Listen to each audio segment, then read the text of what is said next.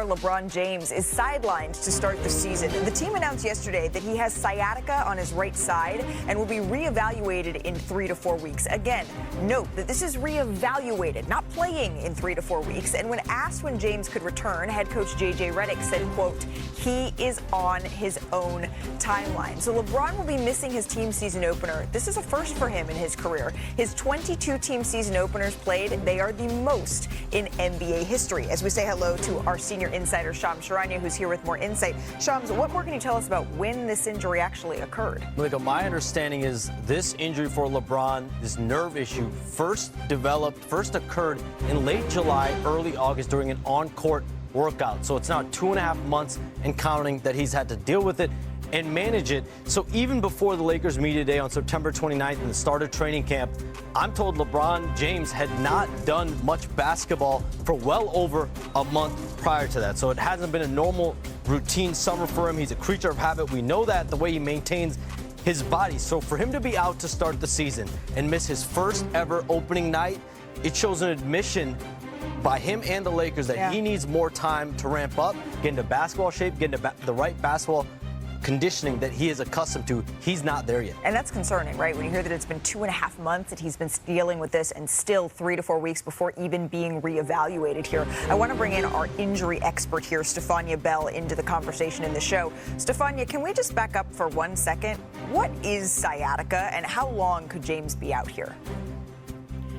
Sciatica really simply is irritation, inflammation, or compression of the sciatic nerve. It's all in the name.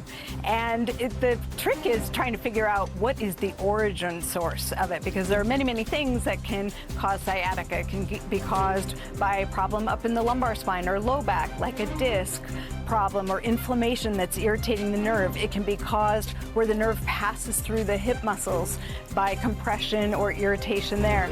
And the sciatic nerve has this distribution where it passes through the glutes, down the hamstring, behind the knee, into the leg, and branches into the foot and toes. And you can really have pain, burning, numbness, tingling, whatever your particular symptoms are, anywhere along the pathway of that nerve. So wide range of presentations, wide range of resolutions in terms of time. For treatment, you can treat it conservatively with physical therapy. You're really trying to get the irritation and inflammation to settle down. More aggressively, sometimes an oral course of steroids or an epidural steroid injection if it is in fact associated with the spine. So again, quite the spectrum of possibilities depending on what the actual source is. And when you talk about time frames, could be a couple weeks. Sometimes it's a few months, and sometimes it recurs. Oh, and that is not good news right there. We don't know what exactly of LeBron James's, the symptoms that LeBron is experiencing, of all the symptoms that you just mentioned here. But I'm curious, Stefania, does age at all play a factor in this? No one wants to hear that middle age is part of the problem. But in fact, LeBron's age does fit the pattern we typically see with this. You know, and in that 25 to 55, 60 range is where you most commonly experience something like sciatica. And, you know, he's right in that age pattern where that is going to be something that could crop up for him. And we know he's had some issues in the past, other orthopedic issues with the core, the glute.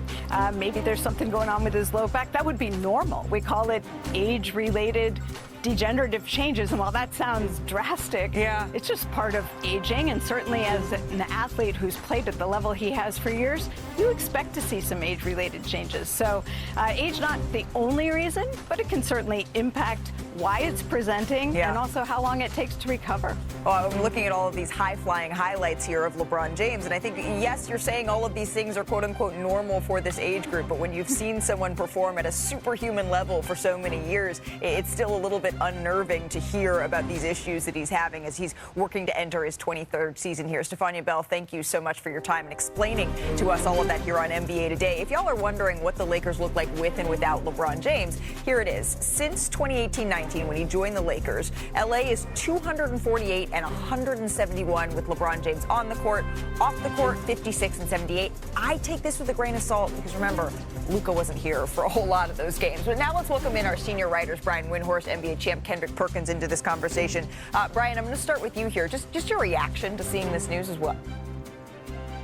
Let me deal with the elephant in the room, because I know I got a lot of text messages about this when the Lakers announced it, and I'm no Stephania Bell, but a 40-year-old who plays golf. People were asking me, was this a golf-related injury? Because LeBron played golf all summer, and sciatica is something that happens to golfers. Let me just point something out. For a golfer, a right-handed golfer, sciatica typically happens on your left side because that's where the torque is.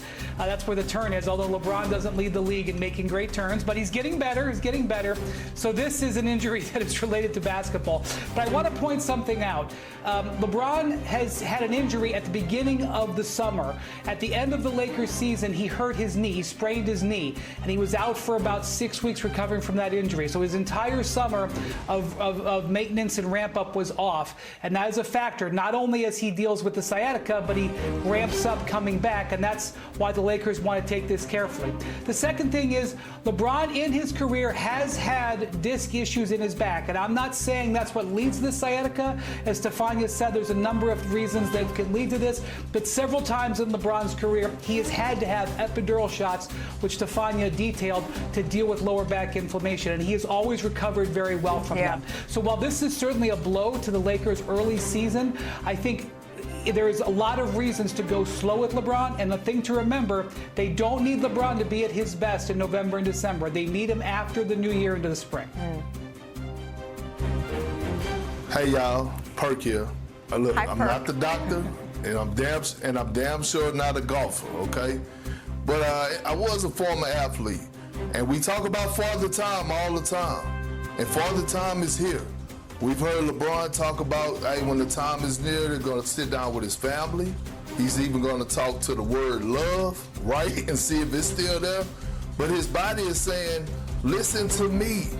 This is what 3 straight years in a row that LeBron James has dealt with injuries that have kept him sidelined, maybe 4. His body is telling them, hey, I've been good to you. It's time for you to be good to me. It's time to shut it down. Not right now, but at the end of this season, I feel like this should be LeBron's last season, and he should really retire after this season. It's nothing more for him to accomplish. He accomplished everything. He's probably the all-time leader in every single thing. He's in the GOAT conversation. He's 41 years of age, and his body right now is telling him, hey, brother, be good to me. I need it. Well, I need it. This is for the time coming. We're not used to not seeing LeBron be available for opening night. It's never happened in the 22 previous seasons, as we mentioned here. But Wendy, I know he doesn't need to be at his best in November, but I think back to the conversation we had with Anthony Slater on this show yesterday about the Golden State Warriors and how this reminds him of their 2022 season, where they were perfect in preseason, and then they built this padding early on in the year in a tough Western Conference that allowed for bumps and bruises down the road. And that's what the Lakers now may not be afforded, is that sort of padding in a Western Conference that is incredibly tight, that is incredibly difficult without LeBron James here to start the season. So it's something we will monitor, and we'll certainly keep you updated.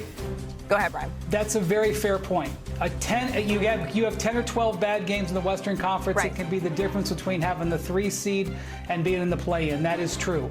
But the Lakers have a guy in their mid-20s who is an MVP candidate, Luka Doncic. This is a contract year for Austin Reeves. Those are their 2 primary ball handlers. That's something that they need. Those guys need to carry the load. Absolutely, and that's what they're going to be saying.